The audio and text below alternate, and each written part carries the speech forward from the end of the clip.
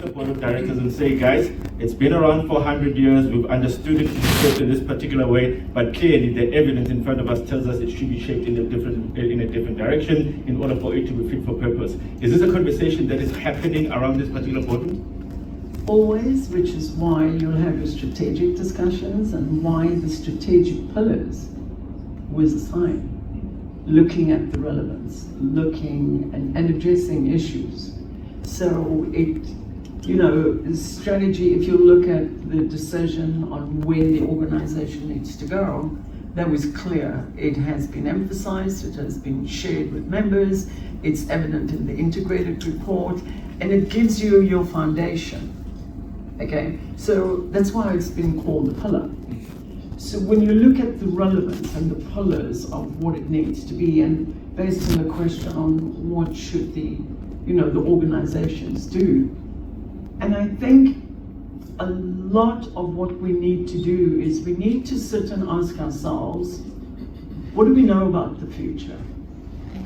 Because when you stood up and you spoke about the Elements Trust and you said, we consulted with all the other professions and this is how we fit in. Note the professions we consulted. Now, if you look at that profession's discipline, what they do, medicine, engineering, all those disciplines. The one factor I looked at and thought, well, if we are we comparing apples with apples? And being in tech for a long time, noting my gray hair, we knew about AI coming down the road. We spoke about it, automating, working in home offices. So back to the professions and the discipline. Each discipline focuses on the future in the areas of research.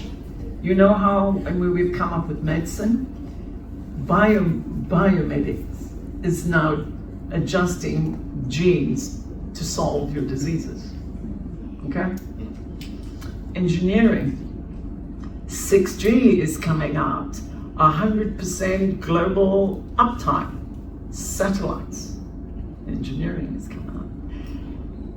And then I asked, where and what are we doing in the accounting profession that we can mitigate sitting at a crossroads? And what is the focus? Do we need to increase the focus on research as accounting professionals? Should we be looking at masters? And if I look at the challenges we faced with, bearing in mind right now, and as you rightfully said, you business advisors, how do you advise business on an area that's got tight governance, regulation, and stringent controls that you need to say, oh, now what? So to me, I think we need to look at the state of where we're in. And the question I looked at as discipline, and I thought, well, okay, Yasmin, put your thinking cap on, and what would you do?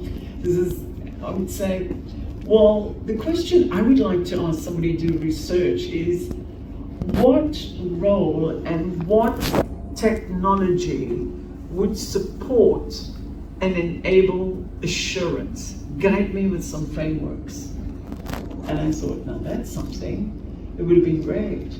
So to me, I think we need to look at the entire ecosystem when we start looking at professions and not get there. Yeah. Similarly, a lot of SAICA members in this room, online and everywhere, all serve in various governance structures where they obviously impart their skills and their insights. And I remember a few years ago when we all started embracing the idea of sustainability as a fundamental pillar of what businesses need to focus on, we started looking around in boardrooms and it turned out absolutely nobody knew what was going on. So obviously there had to be a process of education, orientation, so that people could indeed be able to provide those particular insights. Now, sitting here with the members of the board of SAICA, with the members of the executive who are in the position to influence what happens next, what type of skills should we start developing within the CA profession in particular in order to ensure that when the AI revolution becomes the way things are, we are not found wanting? I know what we're doing at SAICA right now. A lot is happening.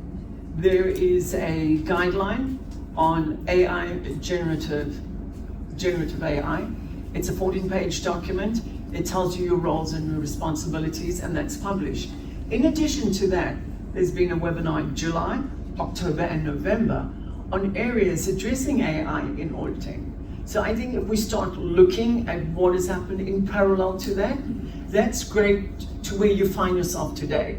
And if you're in that position, I just saw a note came up, a master's in audit and computer science at one of the universities that goes into the auditing and the AI and the assurance, and you go, can I afford to do that? You can do that as, part-time. But that's looking at members. But you also need to look at the other areas. The areas is university, and then you've got pre-university, because we've got to look at our pipeline. So if we look and we'd say, what are our digital fluency within our pre-university? Okay, what is that curriculum influencing the understanding of digital fluency, applications, data, and the governance, the sovereignty, everything of that? That's the start. Where are we? It should be addressed. When it comes to university, we need to look and say, look at all those sort of like pathways. What component is in that pathway that keeps changing, that would be relevant, that moves us to the point that we can change? Because you've got to change, you've got to put the wheel in motion. And once you do that, it is just lifelong learning. And that's what we're looking at, and that's the ultimate goal. We have to keep adapting. At this stage, I'd like to check if there are members in the